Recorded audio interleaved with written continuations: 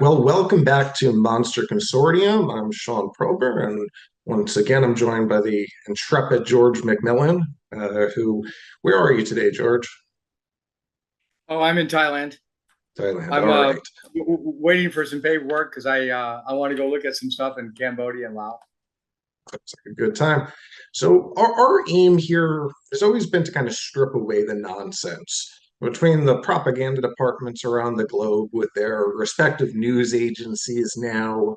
You have the United States, Russia, China. Pretty much every country seems to have their own outlet. With all that misinformation has a tendency to be rather ubiquitous. Something we've seen for years in American journalism, especially, is armchair psychology. Now, as someone with a background in psych, such diagnoses from afar really contradict the ethics of the entire field. So it's always shocking when you see these things pop up. These diagnoses are often sensational and biased and silly at best. And rather than discuss the geopolitical reasons for actions, we get explanations that boil down to Putin being a psychopath who's behaving psychopathically. And this is kind of the foremost reason that around the globe, people tend to have little to no understanding of how to properly look at these subjects. Now, George has spoken and written a ton about the power centers around the globe and the grand strategy that we're all being forced to play out. Whether we're discussing China or Russia or the US, each is facing a similar conflict. There is expanding powers with infinite desires working within a framework of a globe with limited resources.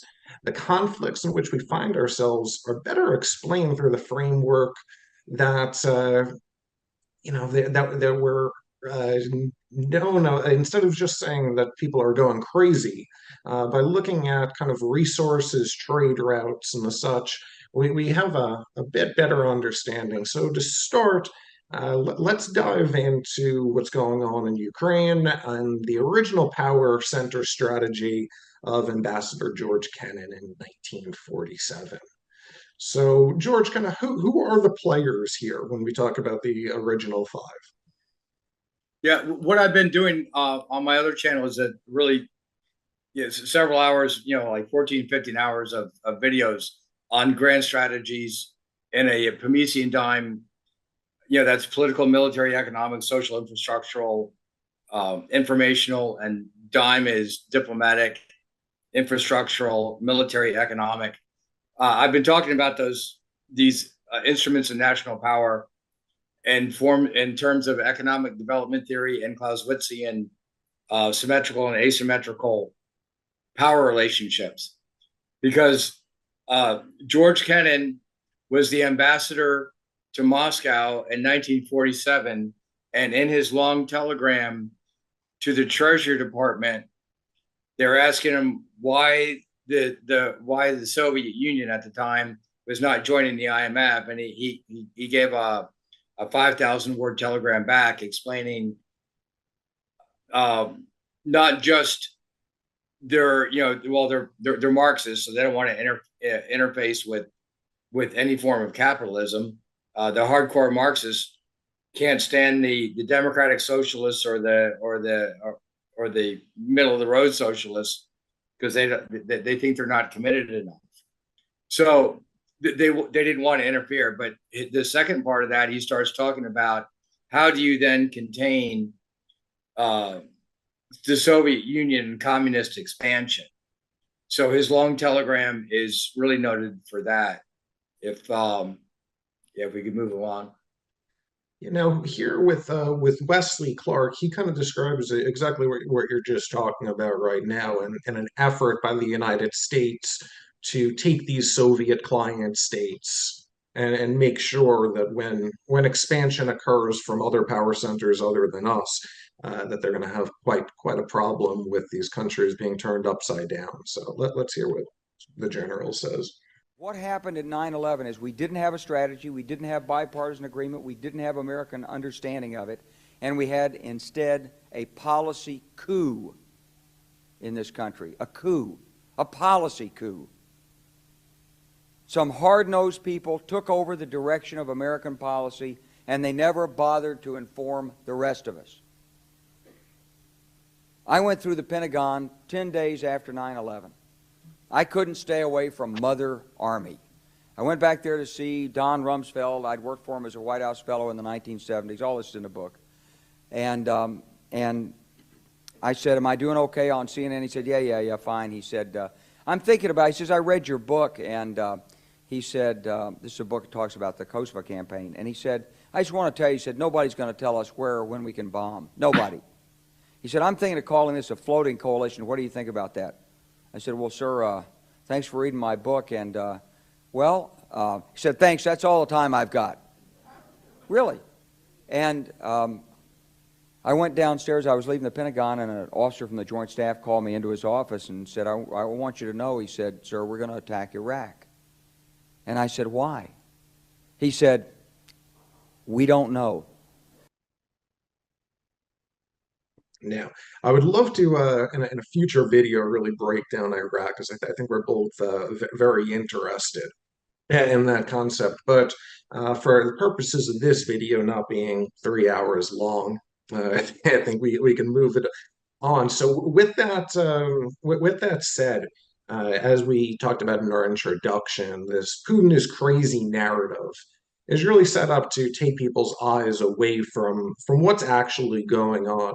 So let's take a look at this Ann Applebaum on Ukraine and see what's going on. And the Army has also shown itself to be very creative. It uses what equipment it has, whether it's, drones you can buy on the internet and kind of, they call it MacGyvering, fixing them up to be able to do other things they weren't supposed to be able to do. They're extremely creative. They use their weapons well. There is no hint, by the way, of any corruption to do with the Army. That all that is very straightforward. And the other thing that has been now, when people volunteer that there's no corruption, that's always a bad sign here. So, George, why don't you just tell us a little bit about what's going on over there, and maybe this will lead to the next slide a bit on what we're trying to counter. But we're not talking about somebody just being crazy, right? Yeah, I wanted to get into the Wesley Clark video just because he goes in and he finds out the United States has the rest of the video is they're going to attack 7 countries in 5 years, and they're already in Afghanistan. So that's going to be 8 countries in 5 years of regime change, nation building projects the United States is taking on. So he's talking about that. And then he ends that video by talking about who's making these decisions. He's asking that question because there hasn't been a president that's debated it. And there's other videos where he's asking the question, who's actually doing this? And the answer to that question, again, I go into detail in my other videos about this, but the John Foster Dulles and Alan Dulles worked for Sullivan & Cromwell in Manhattan. It's it's a law firm that specializes in connecting big finance and U.S. multinational corporations with their overseas operations. Then Alan Dulles went to be in charge of the CIA. John Foster Dulles was Secretary of State during the Eisenhower administration. And then that was the connection between those 2 agencies, big finance, and the multinational corporations that carried forward. The other thing is the OSS going into the CIA took graduates mainly out of the Ivy League, especially the grand strategies classes. In this case, it's basically Yale and Harvard. Mackinder started the grand strategies, land power versus sea power strategies, heartland versus peripheral strategies in 1898 in Oxford. A guy named Nicholas Speakman, a Dutch maritime sailor, went to Yale, got his PhD, and started the grand strategies classes there. And ever since then, the intel agency's taken people out of those operations Ann Applebaum, Donald Kagan, the father, and then Frederick Kagan and Robert Kagan. Kimberly Kagan is head of Institute for Study of War. Frederick Kagan is at AEI, American Enterprise Institute. Robert Kagan is at Brookings Institute. Fiona Hill, I did a video on her. She worked at Brookings Institution also, and was a linguist at Oxford. So they're drawing from really just a very few programs, and they're making the decisions. And they're making the decisions basically off of geopolitical infrastructural projects. And then they're saying that they're making that Putin is crazy. So it's a diversionary trick. And we're going to go through that here. It doesn't matter whether it's the Fiona Hill interview with Rex Friedman that I commented on a few weeks ago or last month, or Bill Crystal, or the CIS videos about the 1 year anniversary. They all try to say Putin's crazy, he's acting for no reason. So I'm saying this is not a psychoanalysis issue. This is a geopolitical choke point issue. Russia's got basically three ports in the whole country: St. Petersburg, Rostov-on-Don and the Azov Sea in Crimea, and Vladivostok. Each one is bounded by several checkpoints, and we'll get that in the videos. But in this slide right here, this is Michael Whitney and UN's report on February 14th, 12 days before the invasion, talking about why the real situation, the real reason why why the United States aggressively went after Poland and Ukraine and Georgia, is to block in Russia's ports and pipelines and tax the hell out of their oil and natural gas payments in an effort to separate Russia from Germany. So yeah, we can move on to next. So with the Nord Stream pipeline, this connection was very, very close to occurring. And it seems like now with the Ukraine conflict, that really put a snag in this merging of Russia and Germany. And we've talked in previous videos about just how long there have been efforts to make that connection. So let's actually name our 5 industrial power centers so people can know what we're talking about here. Yeah. Kennan's original 5: the United States, the United Kingdom, the Rose and the Rhine Valleys in Germany, Japan, and the Soviet Union. So this was in 1950. So just from the looks of it, with agencies like the European Union or the emergence of India as a superpower, these might have changed over the years. Is that correct? Correct. Yeah. So yeah, the original ones: United States, the UK, Germany, France, and Japan and Russia. So that's formulated 48, 49, and 50. He articulates it in 50. If we can go to the next one. So then after Mao Zedong takes over in the mid-50s, that the concept changes. North America is power center number 1. Western Europe is power center number 2. Japan and the Pacific Rim is, to actually include Korea, is in power center 3. So now you have 5 power. This is a 5 power center format. Russia is a communist country in power center 4, and China is a communist country in the mid-50s in power center 5.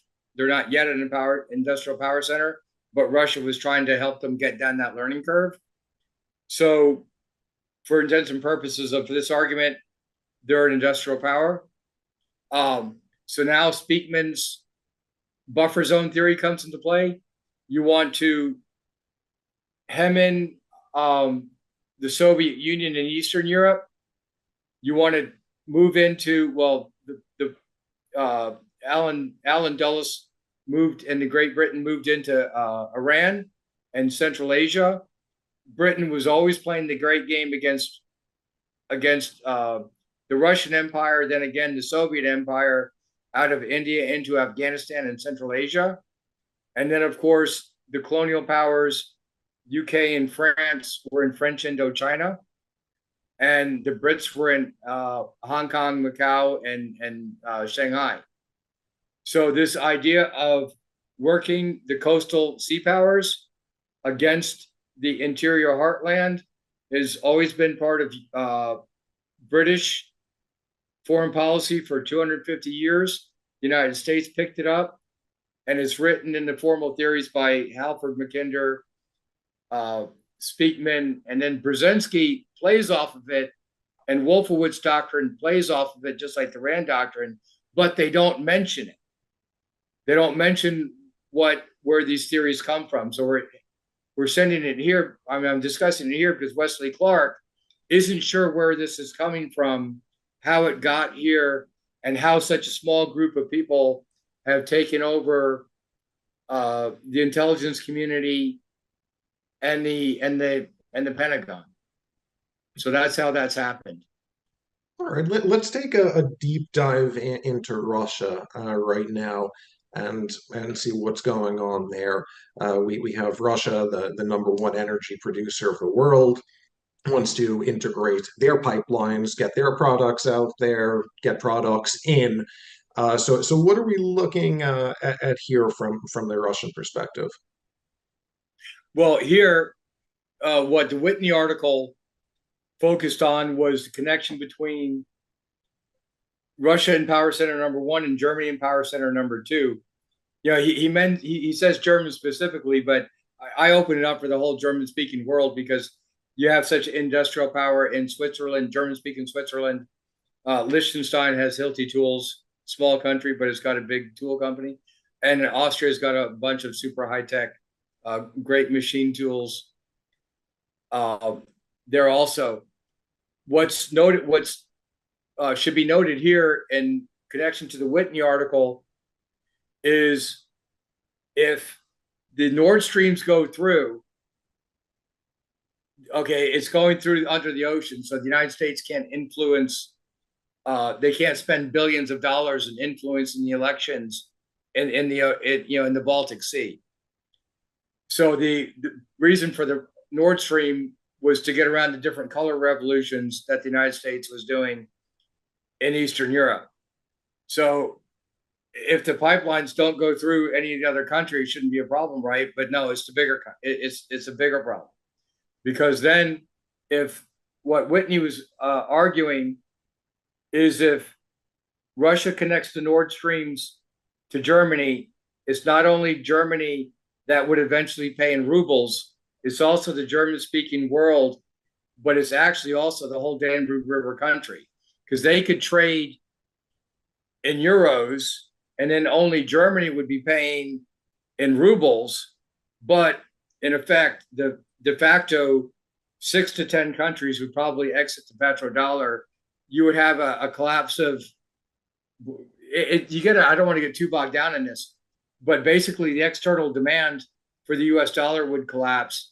And then we're $31 trillion in spent debt, national debt, where you got about another few trillion allocated, not spent, so about 33, 34 trillion.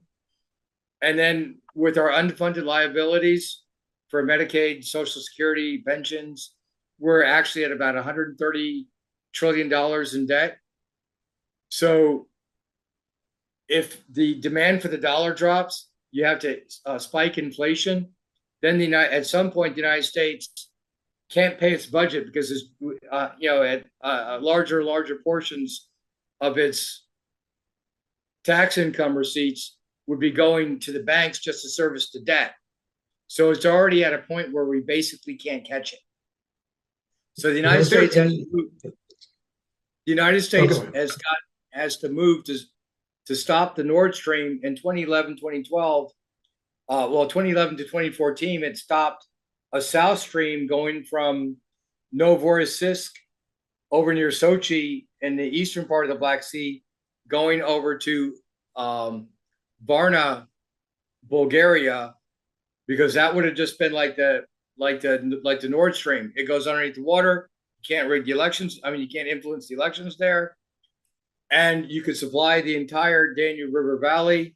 The purpose of taking over Poland and Ukraine is to separate Russia from the other Slavic countries So that way you're dividing the Warsaw Pact countries from Russia, so they can't buy in rubles again. So that's in Speakman theory, it's a cordon sanitaire. So this separation, especially with Nord Stream, it's more than just symbolic. We actually have seen the destruction now of at least a part of the Nord Stream pipeline, and that's being blamed on Russia.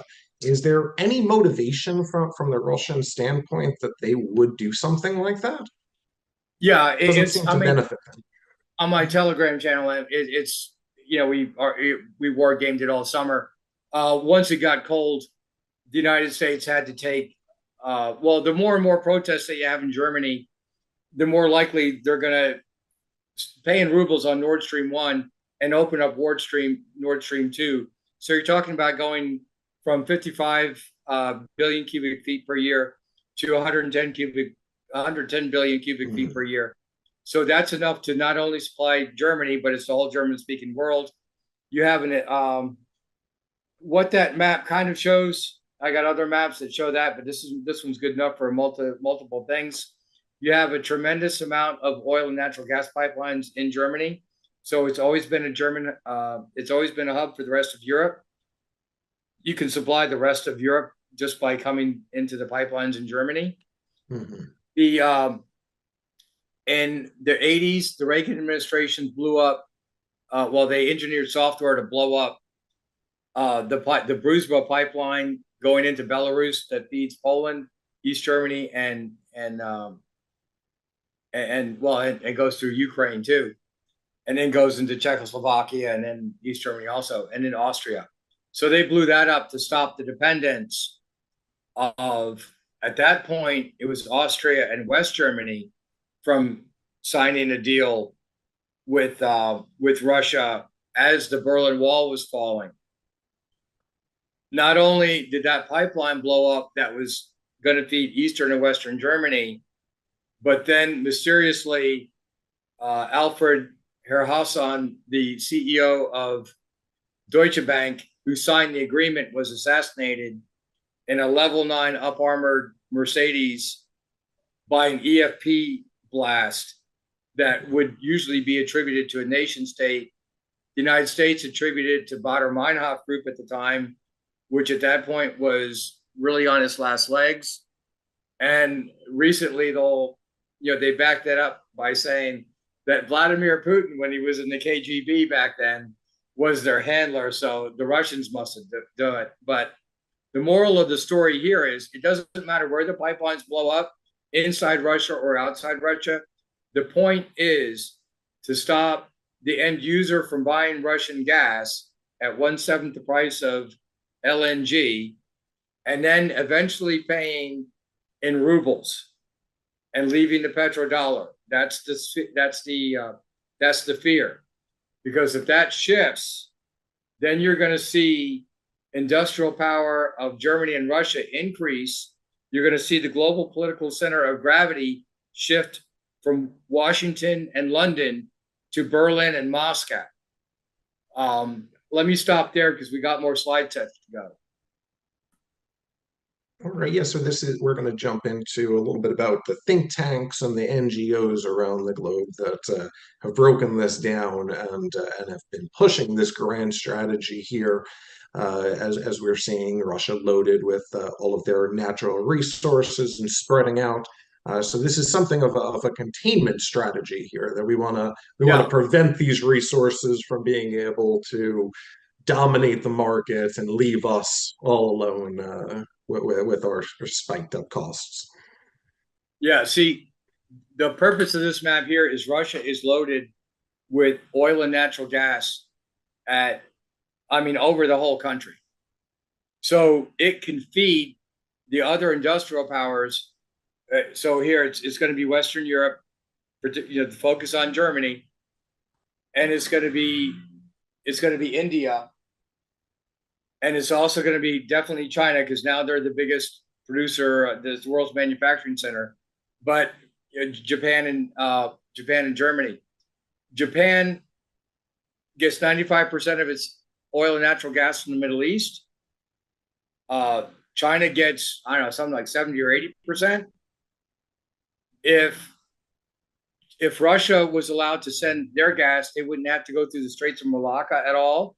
They could get it all over all over overland pipelines and infrastructural projects. So the United States has to really stop all of those infrastructural projects. So the increase of the pressure in Ukraine is to not just stop Germany and Russia from integrating like Whitney focuses on. What I'm doing is I'm shifting that focus to the pattern. The pattern replicates all across Eurasia.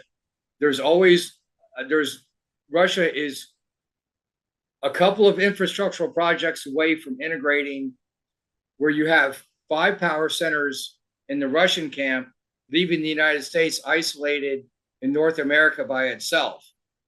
So they stopped the Nord Stream, they stopped the South Stream.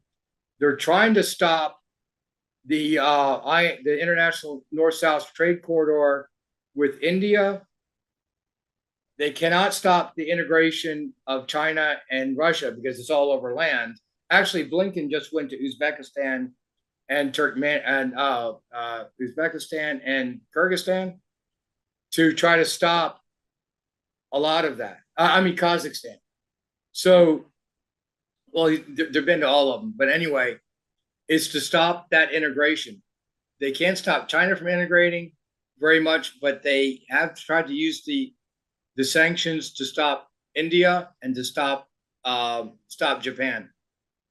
Yeah, it has seemed like now with Russia kind of alienated from the rest of the world that we have. It seems like we've given up on this attempt to break up Russia and China. It seems like at this point we're almost doing everything possible to keep them together. Yeah.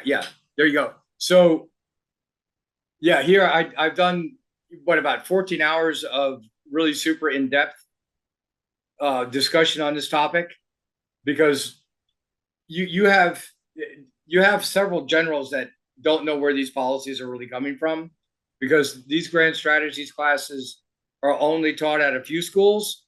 Brzezinski's book, The Grand Chessboard, he says, oh, the old theories are outdated. Well, the geology stays the same. That's the constant, is the geology. The technology's changed. So the same strategies still work, but with updated infrastructural ideas. So when you're talking about, so I mentioned Pomisi and Dime analysis. It's the infrastructural integration that leads to the economic integration, that leads to the diplomatic integration, that leads to the military integration. Once you have shared assets and you spend trillions of dollars, or billions or trillions of dollars over the years and building up these ports and pipelines, well, then you use your police and your gun carriers to make sure that they stay safe. So yeah, I did a few hours. Well, I did several hours of videos on that on the Working Brother channel and my own channel. So now this strategy of containment, as we were just mentioning, this is nothing new, and this was introduced obviously with George Kennan many years ago. Yeah. So what exactly is going on here? This is essentially the effort to keep these power centers contained and let the United States or let the West kind of monopolize how these arrangements are made. Yeah, what I want to go through here real quick and then move on to the next one. Because like I said, I got the long form and the other ones. They started the strategy of containment here. When the Dulles brothers, Stephen Kinzer wrote a book about it. The Dulles brothers really started a lot of the regime change destabilization strategies in Southeast Asia and Latin America during the 1950s. Those regime change destabilization strategies have actually been persistent in the intelligence community. And then with Brzezinski, it went in Operation Cyclone in Afghanistan, late 70s, early 80s. It went to, it shifted the regime change destabilization strategies from Latin America and Africa to Central Asia. That was the big switch there. After global war on terror, GWAT, the United States went to, you can say it went to a regime change nation building strategy, which didn't work out. So one would appear, it appears like the United States has gone back to a regime change destabilization strategies. A bunch of people argue that Mearsheimer, Cohen, well, several others. I list it in my other slide sets. Let's move on. Just a quick note on that. When we were hearing about Wesley Clark and his predictions, a lot of these came true almost immediately after that. And we have seen, when you look at the foreign policy of the United States in the Middle East, it's hard to really analyze it and not come to the conclusion that the goal is destabilization. Massive funding Yeah. of specific groups against each other, constant changing about who should be in control. It would almost seem like that was the only logical explanation for a lot of these actions, going into Iraq and taking out Saddam and then immediately pulling out to leave ISIS occurring and all of that tragedy.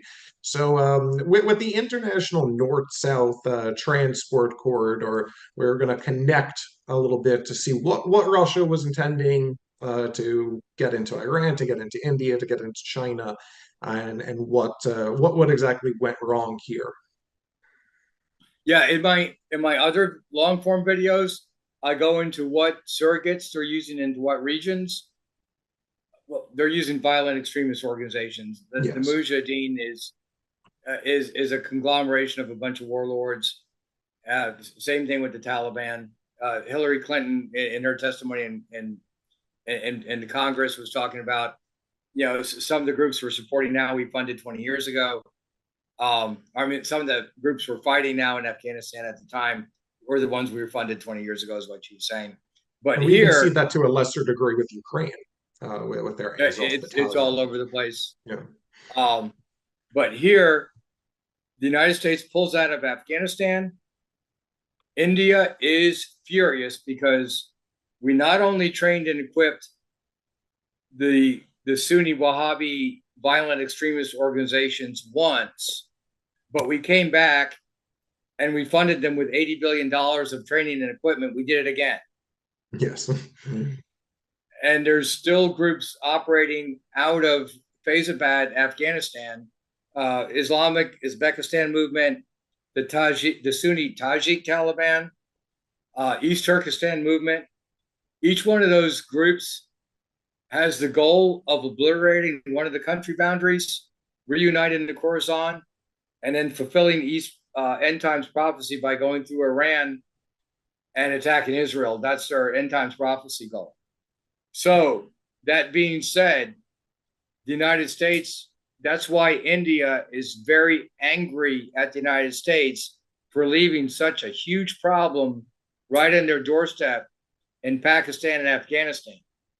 Now, some of these groups are blocking that international north-south trade corridor. What this is India is furious at the U.S. Dalip Singh, one of the deputy national security advisors, wanted India to stop that INSTC and follow the sanctions. Modi's representatives sent them packing. Modi immediately flies to Moscow and expedites that.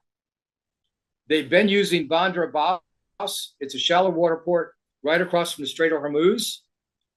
They can get on the railway system, go through they can go on either side of the Caspian, Azerbaijan or through Turkmenistan. But then Russia can trade oil for all the industrial products that they need from India.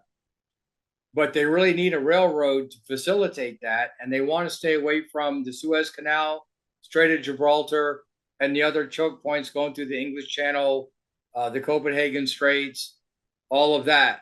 They can eliminate that by going through the INSTC. What they really need is that port in Chabahar fully developed. It's got 4 operational ports. It's got highways, but it lacks about 500 kilometers of railway between Chabahar and Kash. They already completed the railway from Zahedan to Kash. So they're about 1/3 done with the project. That should be done, I think, within the year. When that happens, Russia can start importing a lot of technology and know-how from India. The United States has been exporting our businesses overseas to India and China for decades now. And now a lot of our technology that's in India and these big industrial centers, they're outside Delhi, they're outside Mumbai, they're all over the place. It's not too difficult for Russia to hire away that talent at twice the price. They don't care. They can give oil away. They got it. This comes out of the ground for them, right? They can import a lot of that technology, and with their strategy, they can do it. Well, they're using an export-led growth strategy to fund an import substitution industrialization program. An ELG to support an ISI program if we're going to use development economics speak. So now I think the public kind of has a grasp on the battles for resources, but as you're saying, we're seeing the need to be able to move these resources, and these routes are just as important as anything. And we're seeing exactly that if you take a look at this graph or this map, that this battle for routes is really kind of the main thing that we're seeing. Yeah, this comes from I think Marsh McLennan, Brink News, big, huge consulting firm. This is the amount of trade that goes to the critical choke points. Yeah. You have up top, you have a huge amount going through the straits up near Copenhagen and Malmo. You have the Bosphorus Dardanelles Straits in Istanbul, Suez Canal, the Bab el Mandeb Strait across from Djibouti, which United States has Camp Lemonnier there, and China built a base right there in the Red Sea also. The big sticking point here, though, is the Strait of Malacca. China was self-sufficient during the 80s with oil and natural gas, but with their rampant industrialization and increase in living standards, their energy demand has gone sky high. So they've gone to massive coal producing and massive oil and gas importation from the Middle East. They're very susceptible to U.S. naval interdiction at that Strait of Malacca. So their game plan over the past 20 years has been to mitigate that by doing the Silk Road strategies. To do the Silk Road strategies, there we go. They'll build of upgrading the railway program, the railway projects of the old Soviet system to upgrade it with modern trains. And also they started building oil and gas pipelines that go Beijing and then Shanghai and everywhere else. It says as the major international pipelines on it, not the individual grid system. But yeah, they've also quickly in the 90s started building the pipelines into Iran. That helps Iran skirt U.S. sanctions, and they radically reduces their dependence on the Strait of Hormuz from Iranian oil. And now, since the Shia control the southern half of Iraq, where the Kurna and Westmalia oil fields are, they're gonna start having access to Iraqi oil as well. They're gonna be building more and more pipelines in that region to go east. So they're doing that to avoid all those choke points. Before I was talking about. So this is something of a backup plan for what we're seeing. I want to hit Japan real quick because, like I mentioned before, while we got this map up, Japan gets its oil through the same Malacca Straits. If there's any trouble in the Malacca Straits, doesn't matter which side Japan is on, they're also choked off from oil. They can get 100% of their needs from Sakhalin 43 kilometers away. or was it 43 miles away? It's not that far. Their economy would totally crash if there's a war between Russia and China, or a disturbance between China and Taiwan. So Japan is giving lip service to the Biden administration, and as far as respecting the sanctions on Russia. On one hand, they also bought back in the Sakhalin projects, and they're still we'll look at that. They're still looking at that Hokkaido to Sakhalin tunnel project. We could. And now this is it's speeding up more and more, as you were saying, with Russia kind of alienated from most of the world. This connection to China becomes even more vital. So by switching to this land power integration, we're kind of eliminating the threat of the American Navy and the American dominance of the trade routes over there. So what exactly is going on right now? With this? I want to point out a couple things on this map. The Russians really, they're Christian, they're Europeans, originally from Sweden and from Finland, from 2,000 years ago. They spent a lot of money on building up that Yamal project and sending it to Poland and the Nord Stream project in the St. Petersburg area. Obviously, they can't use that anymore. That's what started this trouble of the rapid expansion of NATO East. Again, I cover that in my long form videos. The expansion of NATO to the East is about exacting transfer fees to price Russian oil and gas. It's basically a huge tax on it to make it less competitive. All right, so you have that integration going on in this map, but had the Russians spent the same money basically and sent that money to China, the integration between Russia and China would, that would be a devastating blow to any leverage that the United States would have in a land power versus sea power containment strategy. They have the power of Siberia strategy, pipeline infrastructure. There's plenty of oil and gas fields in the far east of Russia. There's also some in that area of the big lake there. I can't remember the name of it. The Baikal Lake. They're also sending that oil and natural gas around. So they're trying to build that pipeline, because wherever that pipeline goes, there's oil and natural gas pipelines along the way. And okay, on the dotted lines there of the Yamal pipeline, that's what they want to build through that gap between Kazakhstan and Mongolia. They want to build that down to Urumqi, going through. They want to avoid the stands, so they can control it better, and B, the stands are selling the same product, so they're competitors. So they kind of want to keep that a little bit separated. We could. Now, do you think that that's the next site of a random coup developing? There's the United States is watch Brian Bertolek's channel for that. The United States and my other videos on that. Blinken, the United States is spending a lot of money on influencing the elections there. Let's put it that way. Okay. Okay. So and that slide set that mentions the 1989 pipeline explosion and the assassination of Alfred Herhausen, the CEO of Deutsche Bank.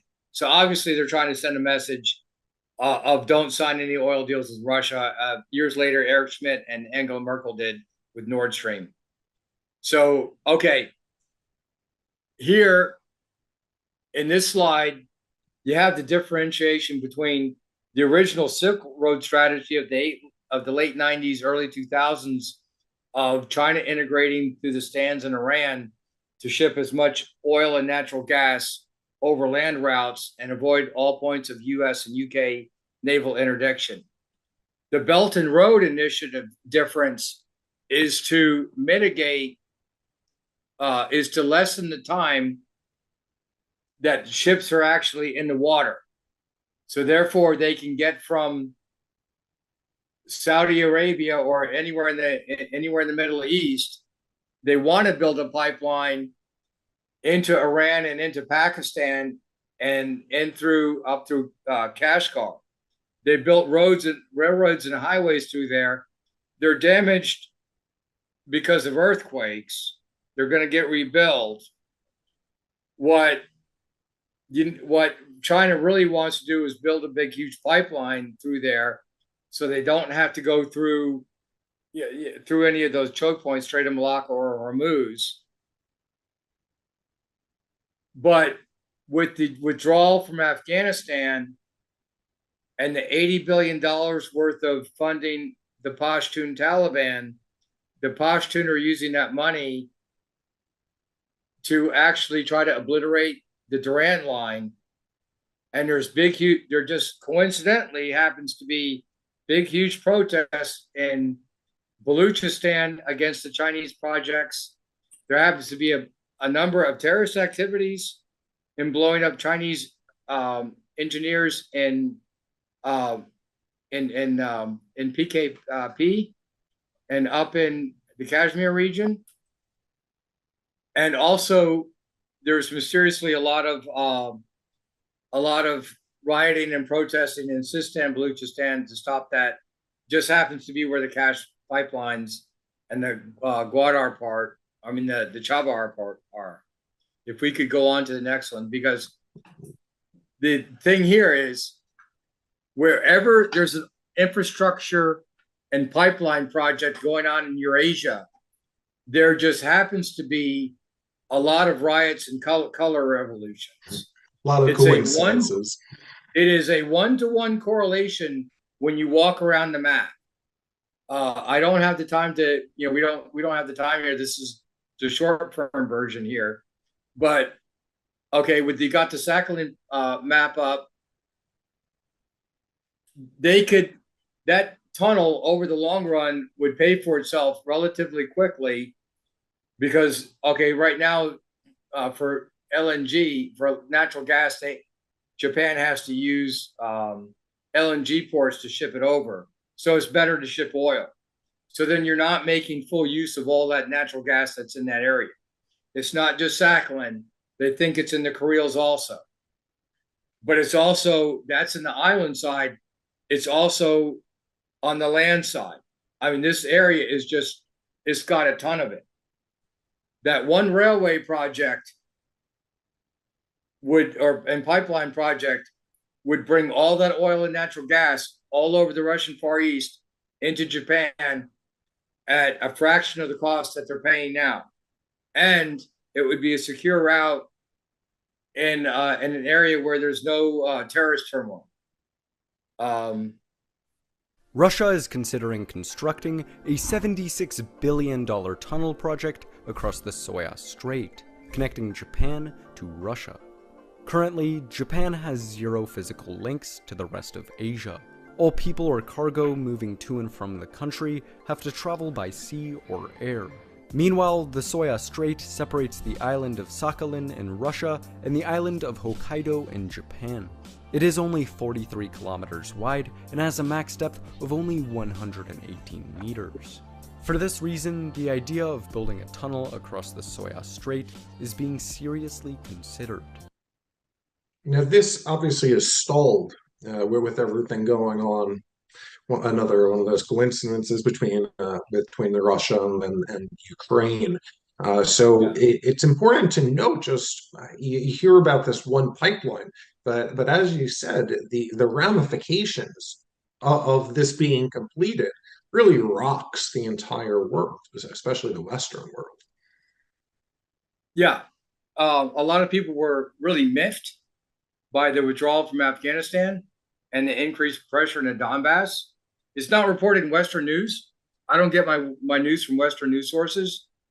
From living in this side of the world for so long, I get most of my news from India, because RAW, their research assistance wing, which is their intelligence agency, they're always tracking Russia. I'm sorry, China and Pakistani Inter-Service Intelligence Agency, ISI. ISI has been in close, has operated very closely with the United States intelligence community. I mentioned Zbigniew Brzezinski and Stansfield Turner in my other videos. They conducted Operation Cyclone with General Zia al-Haq in the late 70s, during the 80s. He's a hardcore Islamist. He's been working very closely with the oil sheikhs in the Arabian Peninsula to radically fund the Sunni Wahhabi madrasas in Pakistan since the 1970s. That's endemic in the Pashtun areas. So there's that funding since the 1970s, and the flourishing of the madrasas, especially in the Pashtun areas of Pakistan, means that the Taliban the numbers are far greater than what is publicly disclosed. By tenfold. It's ridiculous. I think their average. Well, anyway, I don't want to get into the weeds there. I think we're at our conclusion here. Our last slide. Yes, this is the last one. I think it goes to show just how the world as we know it, when we're talking about prices, when we're talking about GDP, it's all contingent on playing this grand strategy. I think in America, especially in more libertarian quarters, there's so much of a fantasy of isolationism. And it seems like when we're breaking it down like this, if such a thing occurred, if we really took it internally and stopped these games, we could see a true collapse, especially with our current debt. It seems like we almost have no choice but to continue this strategy of destabilizing nations and trying to monopolize these routes globally. And obviously that leads to unintended consequences of other people, other power centers fighting back in ways that will vilify, but they seem like they're almost inevitable, given the approach that the West has taken. Yeah, I do. I threw in a hat tip to futurology since we used his video in this slide set. But the way I wanted to close this out was, the United States is really desperate in stopping Russia in power center number one from integrating with the other four power centers. So then the United States would be isolated in North America by itself, which would be Ratzel and Haushofer were the Germans in the 1930s that had been advocating this. For those that want to know about the history of geostrategic thought. So the United States is using a Speakman strategy, if you want to put it in terms of the grand strategies, to stop and prevent a Haushofer strategy of integration between Russia and Germany, but also between China and Germany, because they were sending 30 trainloads of goods to Duisburg, Germany, in the Rhine Valley up until the invasion. Now they can't use that northern train route because of the sanctions. Well, because of the problems because of the riots and the protests and the destabilization efforts in Iran, now China can't use the southern corridor. So now they're having to switch to the middle corridor and offload in Kazakhstan or in Turkmenistan, ship their goods over the water to Baku, and then send it through cars and then Istanbul through Turkey. So these sanctions are really stopping so many of these infrastructural trade routes between Germany, Russia, and China, but also India, Iran, and Russia. So these sanctions are meant to block all the infrastructural projects that these countries have done for 30 years. Now, that being said, now people can make sense with the six power center strategy why there's trouble all over Eurasia and break out of that tunnel vision of focusing on this shiny object in Ukraine. You know, because get out of the tunnel vision, it's going on over all over Eurasia. The option would have been if Russia and China integrated. I'm sorry. If you let Russia and Germany integrate and build economically advance Eastern Europe, the power center would have shifted from Russia and London to Berlin and Moscow. But then you would have had the four major power centers in the same camp against China. Now, the United States is overextended and probably cannot stop the integration of Russia with the four other candidates. And with the rising protests in Germany, you might eventually change governments in Germany that might want to integrate. So they might actually lose all the gambles with the gamble of trying to be the only number one superpower instead of spreading the power out. They might create a circumstance where in the worst of both worlds of losing his superpower status and still have the center of the global center of power shift between Moscow and Beijing instead of it being Berlin and Moscow. I think I'm probably out of time. I think I should probably leave it there. Yeah, it goes to show kind of one of the initial points that we made in this video of an incredibly powerful policy that no one votes for, no one discusses in elections, no president, no executive branch seems to have much power of this, and we are the unwitting pawns in a grand strategy. So thank you very much, George, for explaining this in a little bit more depth. Hopefully it clears out some of the more hyperbolic rhetoric that we see of this guy has gone mad and is acting in this way. I want to urge everyone to like and subscribe to our channel, share it hundreds and hundreds of times, and get that information out there. Thank you very much. Just one more thing. Please. Just to double back to the opening statement, Wesley Clark was talking about, to paraphrase that video, democracies are based on informed consent of the governed. Absolutely. And, what we went through over this video, probably, just there's a very small percentage of the people in the world that have ever even heard of this before. Yeah, I completely agree. Obviously, knowledge is the prerequisite for democracy, and this certainly makes you look at the issues a bit more and wonder how true our democracy really is. So thank you very much, George, and we'll catch you next time.